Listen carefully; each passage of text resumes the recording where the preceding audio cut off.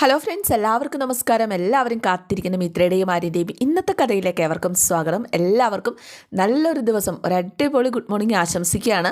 അപ്പോൾ നമ്മുടെ ചാനൽ ഒന്ന് സബ്സ്ക്രൈബ് ചെയ്ത് വെക്കുക, ലൈക്ക് ചെയ്യുക, കമൻറ്റ് ചെയ്യുക കേട്ടോ വീഡിയോയ്ക്ക്. അപ്പോൾ എന്തായാലും നമുക്ക് കഥയിലേക്ക് പോകാം. അങ്ങനെ നമ്മുടെ ബാലനാകെ സങ്കടപ്പെട്ട് ഇങ്ങനെ ഇരിക്കുകയാണ് കേട്ടോ. രാത്രി ഉറക്കമില്ലാതെ ഇങ്ങനെ ഇരിക്കുകയാണെന്ന് തന്നെ പറയാം. ഗോമതിയാണെങ്കിൽ പതുക്കെ കിടന്ന് ഒന്ന് മയങ്ങിപ്പോയിരുന്നു. അപ്പോൾ ഇടയ്ക്ക് ഉണർന്നപ്പോഴാണ് ബാലൻ ഇങ്ങനെ ഇരിക്കുകയാണ്. എന്തായാലും ഗോമതി എഴുന്നേറ്റു. എന്താ ബാലേട്ടാ, ഉറങ്ങുന്നില്ലേ, എന്തു പറ്റി എന്നൊക്കെ ചോദിച്ചു കഴിഞ്ഞപ്പോഴേക്കും ആ സ്വർണം തിരിച്ചു കൊടുക്കാൻ എന്താ വഴി ഗോമതി, അതും ആലോചിച്ചുകൊണ്ടാണോ ഈ വിഷമിച്ചിരിക്കുന്നത്? ബാലേട്ടൻ ഉറങ്ങാൻ നോക്ക്. അപ്പോഴേക്കും ബാലൻ പറഞ്ഞു, ഗോമതി, ആ സ്വർണം എടുത്തത് കൊണ്ട് തന്നെ ഞാൻ കള്ളനായിരിക്കുകയാണ്. ആ ബാധ്യത ഒഴിവാക്കിയാലേ എനിക്ക് ഉറങ്ങാൻ പറ്റുള്ളൂ. ഇന്ന് കടയിലിരിക്കുമ്പോഴും ഞാൻ കണക്ക് കൂട്ടിയത് അതൊക്കെ തന്നെയായിരുന്നു. അപ്പോൾ ഗോമതി പറഞ്ഞു, ബാലേട്ടാ, ഈ സ്വർണത്തിൽ ബാലേട്ടൻ തൊടുക പോയിട്ട് കാണുക പോലും ചെയ്തിട്ടില്ല എന്ന് എല്ലാവർക്കും അറിയാം. മാത്രമല്ല ആര്യൻ കാര്യങ്ങളൊക്കെ പറഞ്ഞതല്ലേ അവൻ നോക്കിക്കോളാമെന്ന്. അവൻ ആ ഉത്തരവാദിത്വം ഏറ്റെടുത്തിട്ടുമുണ്ടല്ലോ എന്ന് പറഞ്ഞു കഴിഞ്ഞപ്പോഴേക്കും ബാലൻ പറഞ്ഞു, എന്താ അവൻ ഉത്തരവാദിത്വം ഏറ്റെടുത്തു? ആ സ്വർണം എങ്ങോട്ടോ കൊണ്ടുപോയി. ആ സ്വർണം അവൻ ചെലവാക്കി എന്നല്ലേ പറഞ്ഞിരിക്കുന്നത്. അല്ലാതെ അവൻ എന്ത് ഉത്തരവാണ് നാട്ടുകാരോടും എന്നോടും പറയാനുള്ളത്? ആ സ്വർണം എങ്ങനെ ചിലവായി എന്ന് പറഞ്ഞോ? ഇല്ല, സ്വർണത്തിൻ്റെ കാര്യത്തിൽ മറ്റാരും ഇടപെടണ്ട എന്നതല്ലേ അവൻ്റെ ഉത്തരം. 100 പവൻ ആഭരണത്തിന് ഇപ്പം എത്ര രൂപയാവുമെന്ന് നിനക്കറിയാവോ? എന്തായാലും നിനക്കറിയാമായിരിക്കുമല്ലോ. അതിന് മാത്രം എന്ത് ചിലവാണ് അവനുള്ളത്? അത് ചിലവായി പോയി എന്ന് പറയാനായിട്ട് ഗോമതി ആര്യൻ എന്തോ ഒരു കാര്യം ഒളിക്കുന്നുണ്ട്. ഇത് കേട്ട് ഗോമതി ഒന്ന് ഞെട്ടുന്നുണ്ട് കേട്ടോ. എന്തായാലും നമ്മുടെ ബാലൻ പറഞ്ഞു, ഈ ലോകത്തിൽ അവൻ ഏറ്റവും അധികം സ്നേഹിക്കുന്നത് നിന്നെയാണ്, അവൻ്റെ അമ്മയെ. നീ ഒന്ന് ചോദിക്ക്. നീ പറഞ്ഞു കഴിഞ്ഞാലോ നീ ചോദിച്ചാലോ അവൻ പറയും. നീ പറഞ്ഞാൽ എന്ത് കാര്യവും അവൻ അനുസരിക്കും. നിന്നോടൊന്നും പറഞ്ഞു വെക്കുകയുമില്ല. നീ ചോദിച്ച് മനസ്സിലാക്ക്. എന്നോട് പറയണ്ട, ഞാൻ മറിഞ്ഞു നിന്ന് കേട്ടോളാം. എന്തായാലും നമ്മുടെ ഗോമതി ഭയങ്കര ധർമ്മസങ്കടത്തിലായി. എന്തൊരു ധർമ്മസങ്കടമാണ്! അറിയാവുന്ന കാര്യങ്ങൾ തന്നെ വീണ്ടും അവനോട് ചോദിക്കേ.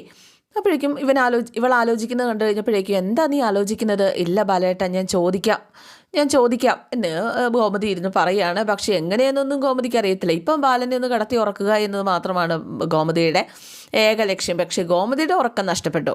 ഇതേസമയം മീനാക്ഷി എന്തോ ഫയലൊക്കെ ജസ്റ്റ് ചെക്ക് ചെയ്തുകൊണ്ടിരിക്കുകയായിരുന്നു. ആ സമയത്താണ് ആകാശ് പമ്മി കയറി വരുന്നത്.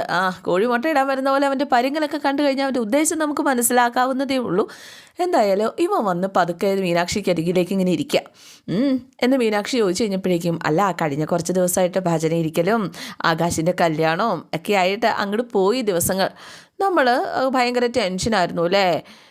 അപ്പോഴേക്കും മീനാക്ഷി പറഞ്ഞു, അല്ല, നമുക്കും ഒരു ജീവിതം ഉണ്ട് എന്ന് നമ്മൾ മറന്നുപോയി. നമ്മുടെ കല്യാണം കഴിഞ്ഞിട്ട് അധികമായിട്ടില്ല എന്ന് നമ്മൾ മറന്നു പോയതുപോലെ.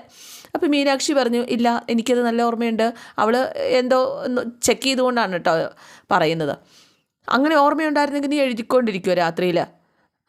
അതെ, നമുക്കിപ്പോൾ റൊമാൻസിൻ്റെ കാലമല്ലേ. നീ ഫയലൊക്കെ അടച്ചു വെച്ചിട്ട് ഇങ്ങോട്ട് ഒന്ന് വന്നേ.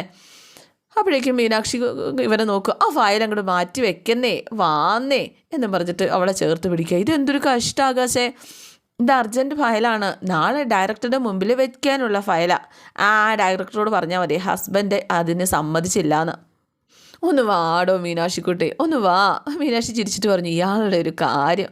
പിന്നല്ലാതെ ഗുരുവായൂരിന്ന് വരാൻ വേണ്ടി ഞാൻ കാത്തിരിക്കുകയല്ലായിരുന്നോ?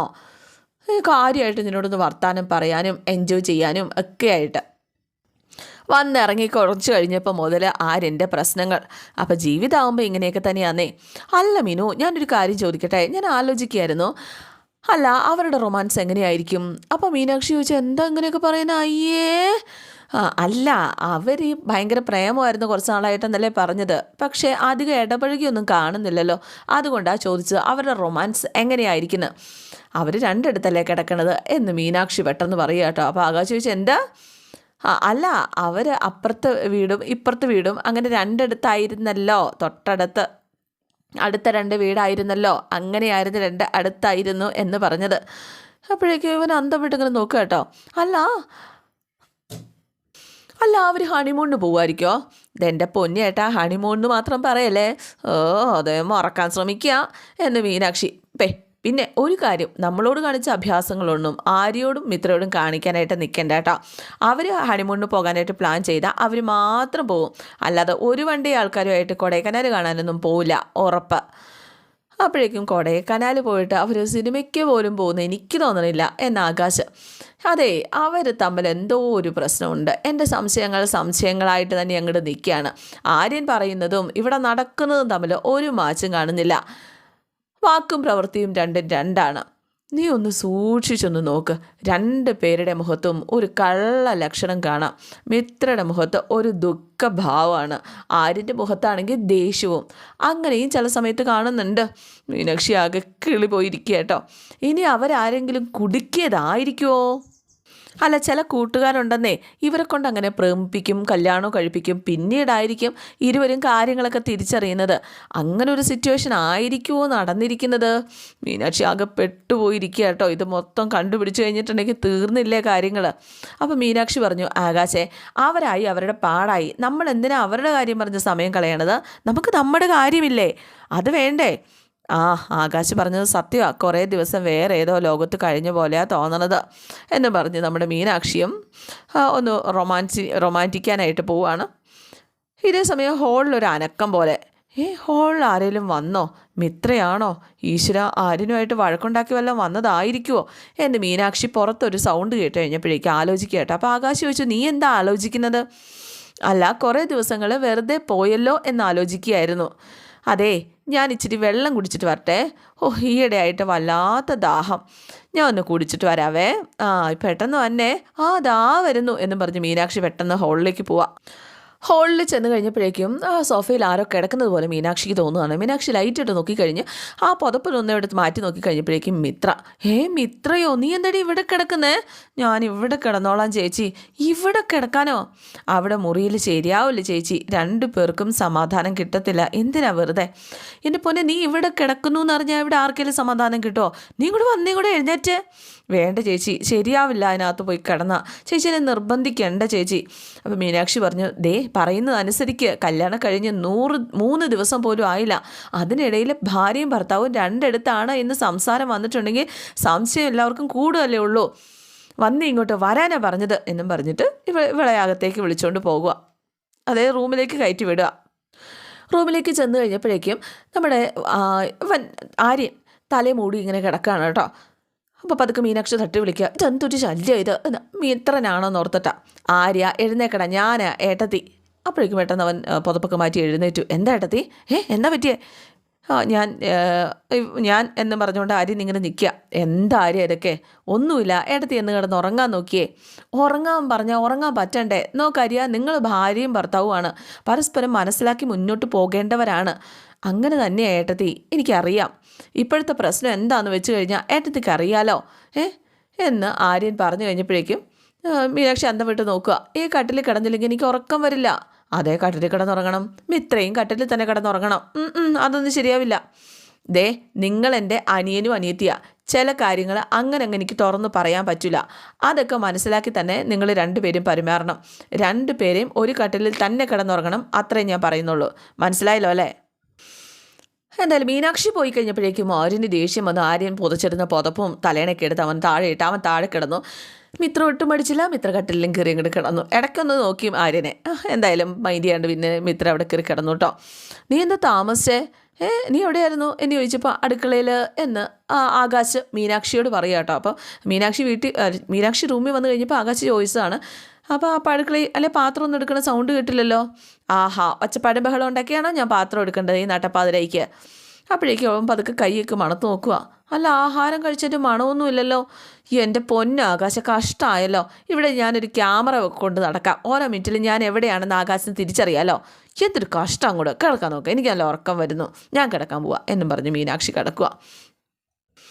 എന്തായാലും നമ്മുടെ ബാലനും കോമഡി ഉറങ്ങിയിട്ടില്ല. ഒരു സമാധാനവും കിട്ടുന്നില്ല. ഞാൻ പറഞ്ഞില്ലേ ബാലേട്ട, ഞാൻ ആര്യനോട് ചോദിച്ചോളാം, കൂട്ടുകാർക്ക് ആർക്കെങ്കിലും കൊടുത്തതാണോന്നോ എന്ന് ചോദിച്ചോളാം.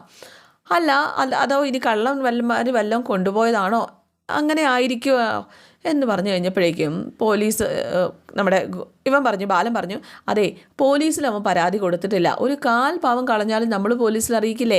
എന്തോ ഒരു ദുരൂഹതയുണ്ട്. സ്വർണത്തിൻ്റെ കാര്യത്തിൽ മാത്രമല്ല, അവൻ്റെ കല്യാണ കാര്യത്തിലും. ബാലേട്ട, അങ്ങനെ എന്തെങ്കിലും ഉണ്ടെങ്കിൽ ഞാൻ ചോദിച്ച് മനസ്സിലാക്കാം. എന്നിട്ട് കാര്യങ്ങൾ ബാലേട്ടനോട് പറയാം. ബാലേട്ടൻ ഒന്ന് കിടക്കാൻ നോക്കുക. ഇന്നലെ ഉറങ്ങിയിട്ടില്ല. ഇന്നും ഇങ്ങനെ ഉറങ്ങാതിരുന്ന വല്ല അസുഖം വരും. വന്ന് കിടക്കുക. അപ്പോൾ ബാലൻ പറഞ്ഞു, ഗോമതി ഞാൻ ഞാൻ വേറൊരു കാര്യം കൂടി ചെയ്യട്ടെ. അപ്പോൾ എന്താ ബാലേട്ടാ? പറഞ്ഞോ. നമുക്ക് ഈ ദേവമംഗലം അങ്ങോട്ട് വിറ്റാലോ? ഗോമതി ചാടി എഴുന്നേറ്റു. ഗോമതിയെ കൊല്ലുന്നതിന് തുല്യമാണ് ഇപ്പം ബാലൻ പറഞ്ഞ വാക്കുകൾ. എന്താ ബാലേട്ട ഈ പറഞ്ഞത്? ഗോമതി, നമുക്കൊരു ബാധ്യത വന്നിട്ടുണ്ടെങ്കിൽ അത് തീർക്കുക എന്നത് തന്നെയാണ് ഏറ്റവും പ്രധാനവും. നമുക്ക് ഈ വീട് കൊടുക്കാം. അത്യാവശ്യം നല്ല വില കിട്ടും വീട് കൊടുത്തു കഴിഞ്ഞാൽ. സ്വർണത്തിൻ്റെ വില നമുക്ക് അതിൽ നിന്ന് കൊടുത്തിട്ട് നമുക്കൊരു ചെറിയ വീട് വാങ്ങിക്കാം. നമുക്ക് എന്തെങ്കിലും ചെയ്യാം അത് വെച്ചിട്ട്. തൽക്കാലം ഒരു വാടക വീട്ടിലേക്ക് മാറിയിട്ടാണെങ്കിലും നമുക്ക് കാര്യങ്ങളൊക്കെ ചെയ്യാം എന്നൊക്കെ പറഞ്ഞപ്പോൾ ബാലേട്ടൻ എന്തൊക്കെ ഈ ചിന്തിച്ചു കൂട്ടുന്നത് എന്ന് ഗോമതി പറഞ്ഞപ്പോഴേക്കും, ഞാൻ പറഞ്ഞല്ലോ ഗോമതി, അനാഥനെന്ന് വിളിച്ചാൽ കുറച്ചൊക്കെ സഹിക്കാൻ പറ്റും. പക്ഷെ നാട്ടുകാർ കള്ളനെന്ന് വിളിക്കാൻ തുടങ്ങിയാൽ പിന്നെ ആത്മഹത്യ ചെയ്തിട്ടേ കാര്യമുള്ളൂ. അപ്പോൾ അത്രയ്ക്ക് ആത്മാഭിമാനം കാത്തു സൂക്ഷിക്കുന്നൊരു മനുഷ്യൻ്റെ മനസ്സിൽ വന്നത് തന്നെയാണ്. എന്തായാലും ആത്മഹത്യ ചെയ്താലും ഒരിക്കലും ആ പേര് മാറില്ല. ആ പേര് നിങ്ങളിലേക്കും വരും. ഞാൻ ആത്മഹത്യ ചെയ്താൽ കള്ളൻ്റെ ഭാര്യ, കള്ളൻ്റെ മക്കൾ അങ്ങനെ അറിയപ്പെടാൻ തുടങ്ങും. എൻ്റെ പൊന്നു ബാലേട്ടൻ ആവശ്യമില്ലാത്ത കാര്യങ്ങൾ ചിന്തിച്ച് കൂട്ടണ്ട. വെറുതെ കടന്നിങ്ങനെ ചിന്തിക്കാതിരിക്കുക. വേണ്ട ബാലേട്ട, ഒന്നും വേണ്ട. ഇപ്പോൾ പോയി കിടന്നുറങ്ങാൻ നോക്ക്. ബാലേട്ടൻ സങ്കല്പിക്കുന്നത് പോലെ ഒന്നും നടക്കില്ല എന്ന് പറഞ്ഞു കഴിഞ്ഞപ്പോഴേക്കും ആര്യൻ മിത്ര ഈ വീട്ടിലേക്ക് വിളിച്ചുകൊണ്ട് വന്നു. അത് ഞാൻ സങ്കല്പിച്ചതാണോ? അല്ല, അത് നടന്നില്ലേ? പിന്നെ എന്താ ഈ ലോകത്ത് നടക്കാൻ പാടില്ലാത്തത്? അപ്പോഴേക്കും ഗോമതി പറഞ്ഞു, എന്തായാലും ഈ കേസ് എനിക്ക് വിട്ടതാ. ഞാൻ ആര്യനോട് സംസാരിച്ച് അതിനൊരു തീർപ്പുണ്ടാക്കിക്കോളാം. ബാലേട്ടൻ കിടന്നിട്ട് കാര്യമില്ല ഗോമതി, ഉറങ്ങാൻ പറ്റില്ല. നീ കിടന്നോ. ഗോമതിക്ക് കരച്ചിൽ വന്നു. കാരണം ഗോമതിയാണ് ഈ ബാലൻ്റെ ഉറക്കമില്ലായ്മയ്ക്ക് കാരണമെന്ന് ഗോമതിക്ക് അറിയാം. അതുകൊണ്ട് തന്നെ ഗോമതി കരയുന്നു കണ്ടു കഴിഞ്ഞപ്പോഴേക്കും ബാലനും ഗോമതിയെ സമാധാനിപ്പിച്ച് ചേർത്ത് പിടിക്കുകയാണ്. എന്തായാലും പിറ്റേ ദിവസം രാവിലെയായി. നമ്മുടെ ആകാശ് ഫോണിൽ കുത്തിക്കൊണ്ട് ആ തിണ്ണയിൽ ഇങ്ങനെ നിൽക്കുക. അപ്പോഴേക്കും മീനാക്ഷി അകത്തുനിന്ന് ഇറങ്ങി വന്നു. ആകാശെ, ഒരു സഹായം ചെയ്യോ? എൻ്റെ മീനുകുട്ടിക്ക് ഞാൻ 1000 സഹായം ചെയ്യൂലേ? 1000 സഹായം പറ, എന്താ? അങ്ങനെയാണെങ്കിലേ ആകാശിൻ്റെ ബൈക്കൊന്ന് വേണം. ബൈക്കോ? എന്തിന്? എനിക്കല്ല, ആര്യന് വേണ്ടിയിട്ടാ. അതെന്തിനാപ്പോൾ? അതൊക്കെ ഉണ്ട്, ഒന്ന് തരുമോ? എന്താണെന്ന് വെച്ചാൽ തെളിച്ച് പറ മീനു. ആര്യനും മിത്രയും ഇന്ന് കോളേജിലേക്ക് പോവാ. അവർ കോളേജിൽ പോകുന്നോ എന്നും പറഞ്ഞ് ആകാശ് ഞെട്ടി. അവർ പഠിക്കുകയല്ലേ, അവർക്ക് കോളേജിൽ പോകണ്ടേ? അല്ലെ, കല്യാണം കഴിഞ്ഞിട്ട് ആ ഭാര്യയും ഭർത്താവും ഒരേ കോളേജിൽ പഠിക്കാൻ പോവുക എന്ന് പറഞ്ഞിട്ടുണ്ടെങ്കിൽ അതിനിപ്പോൾ എന്താ കുഴപ്പം? എന്തോ ഒരു ചർച്ചക്കുറവില്ലേ? ആകാശ് എനിക്ക് കലി വരുന്നുണ്ട് കേട്ടോ. ഒന്നാമത് ആര്യൻ പഠിക്കാനൊന്നും പോകുന്നില്ല എന്നും പറഞ്ഞിട്ട് ബലം പിടിച്ച് നിന്നതാണ്. മിത്രയെ കോളേജിലേക്ക് പോകുന്നില്ല എന്ന് പറഞ്ഞു നിന്നതാ. രണ്ടുപേരെയും ഒരു വിധത്തിൽ പറഞ്ഞ് സമ്മതിപ്പിച്ചുള്ളൂ. ഇനി ഇത് അവരുടെ മുന്നിൽ പോയി പറഞ്ഞു കഴിഞ്ഞിട്ടുണ്ടെങ്കിൽ അവരത് വേണ്ടാന്ന് വെക്കും. കല്യാണം കഴിഞ്ഞു എന്ന് വെച്ചാൽ പഠിത്തം ആരെങ്കിലും കളയോ? അല്ല, അവരിപ്പോൾ കുടുംബനാഥനും കുടുംബനാഥിയാണ്. നാളെ മുതൽ ആര്യനോട് എവിടെയാണ് ജോലി ചെയ്യുന്നതെന്ന് ആൾക്കാർ ചോദിക്കുമ്പോൾ പഠിത്തമാണെന്നൊക്കെ പറഞ്ഞാൽ നാണക്കേടല്ലേ? അയ്യോ, എന്നാൽ നാട്ടുകാരോട് ജോലിയും കൊടുക്കാൻ പറയാം. ജോലി കൊടുക്കാൻ പറ, പഠിത്തം പൂർത്തിയാക്കാതെ. പറ്റുമോ നാട്ടുകാർക്ക്? അപ്പോഴേക്കും ആകാശ് പറഞ്ഞു, അതില്ല. അങ്ങനെയൊക്കെ ചോദിച്ചാൽ പിന്നല്ലാതെ. ആകാശ് കൂടുതൽ എന്നോടൊന്നും പറയണ്ട. ആര്യനും മിത്രയ്ക്കും കോളേജിൽ പോകാനായിട്ട് ആകാശിൻ്റെ ബൈക്ക് ഒന്ന് കൊടുക്കണം ഒറ്റ ദിവസത്തേക്ക്. കല്യാണം കഴിഞ്ഞ് ഹാപ്പി ആയിട്ടിരിക്കണ സമയമല്ലേ, അവർ ബൈക്കിൽ പോയിട്ട് വരട്ടെ. അല്ല, കല്യാണം കഴിഞ്ഞെങ്കിലും അവർ ഹാപ്പി ആണോ എന്നെനിക്ക് സംശയമുണ്ട്. അതാണ് എനിക്ക് തോന്നണത്. ഇതെങ്ങനെ? അതാണ് എനിക്ക് മനസ്സിലാവാത്തത്. അതൊക്കെ മനസ്സിലായിക്കോളും. ആ ബൈക്കിൻ്റെ കീ ഇങ്ങോട്ട് തന്നേം കൂടെ. ചുമ്മാ സംശയമായിട്ട് നിന്നോളും. അവർ ബൈക്കിൽ പോകുന്നത് കൃഷ്ണമംഗലംകാർ കാണട്ടെ തന്നെ. അവരിവിടെ ഹാപ്പി ആയിട്ട് കഴിയണമെന്ന് അവരൊന്നും കാണട്ടെ.